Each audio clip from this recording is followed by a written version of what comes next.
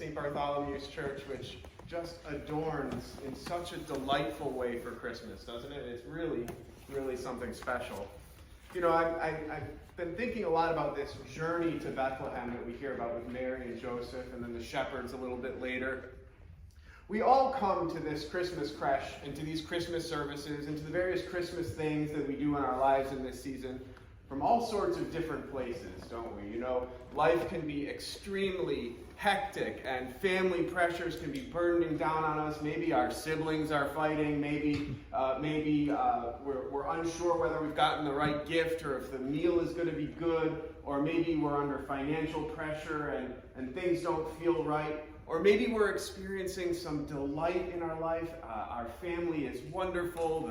Everything is going good. And we come to the Christmas day full of this warm spirit, and every song seems to light a little candle in your heart, right? Like we can all come to this day from all sorts of different places.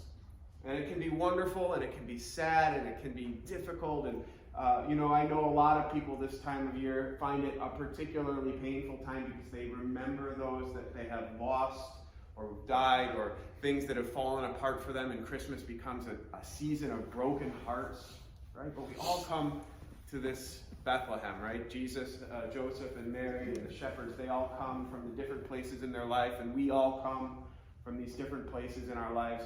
And the story is the same every year, right? You can hear the rustling of pages just before Christmas every year as preachers turn through the book trying to find something new in the Christmas story for them to preach about. But this sermon has been preached and this story has been preached over and over and over again, right? It's just like in Charlie Brown Christmas when Linus gets up and tells us what the real meaning of Christmas is, and he just reads the story. And we take great comfort in that the creche is the same every year. The story is the same every year. And it's the story of this great gift, right? The gift of this child who is what we hear in the prophet Isaiah, the Prince of Peace, the sound of God entering into the world to transform darkness into light. The grace that comes into our life to change darkness into light. And we hear that story every year. But what I want to suggest to you today is to take something maybe from the letter of Paul to Titus.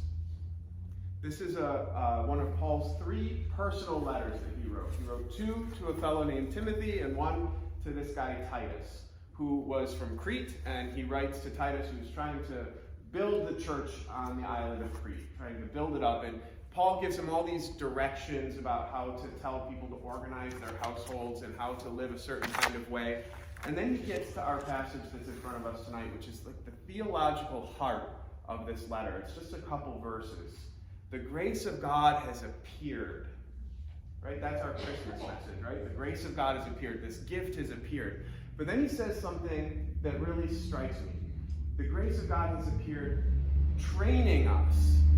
The Greek word here is paido. It's the word for educate or teach or train. Grace as an educator, as a trainer, is not something that I normally think about when I think about the Christmas message, right? We hear the message of amazing grace, of this love that's for all mankind or for all humankind, right? The angel declares that it's peace on earth and goodwill towards all those whom God favors.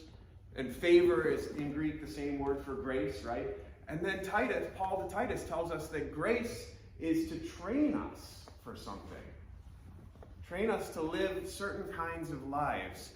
And my suggestion to you is to take this Christmas grace that we get, this love, all of the messages of love and peace that we know, we hear them in our Christmas music. It's the only time of year when you can go into Target and hear something sung about Jesus and stars and angels over the speaker, right? The messages are absolutely everywhere right now, and they're all the right message, right? Peace on earth.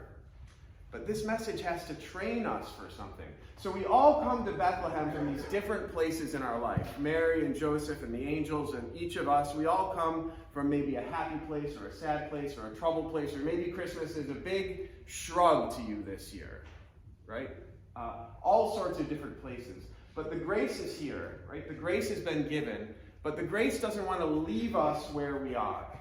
The grace is to is for training us, for educating us, for teaching us to live a new kind of way. And what would it mean for us to be a people where Christmas is so planted in our lives, where this message of God's transforming love is so planted in our lives that it changes us? It changes us into a new kind of people. And that's that last line in Paul's letter to Titus today. God has ransomed a people for himself who are zealous for good deeds.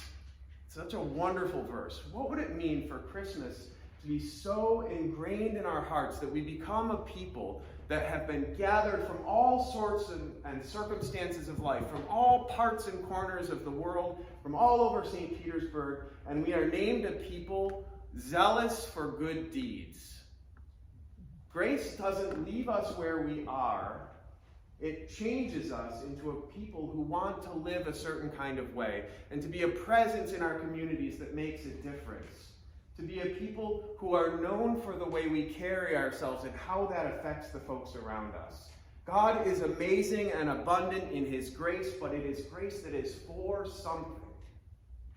It is for transformation. And we become the agents of transformation in our communities, in our lives, in our families, in our interactions every day. Come to the manger this year from wherever you are. Come and hear the familiar story. See the shepherds. We'll have one of the young folks who are here today bring up the baby Jesus and lay him in the manger while we sing Silent Night later in the service. And we all come to this manger. We come to this place, but we don't stay here the same. We go out a people educated and trained by the love of God that we know is for us, so that we can be a people zealous for good deeds. In St. Petersburg, in this country, and in our world. And that's who we are. That's who we are as Christmas people. Merry Christmas, everyone. Amen. Amen.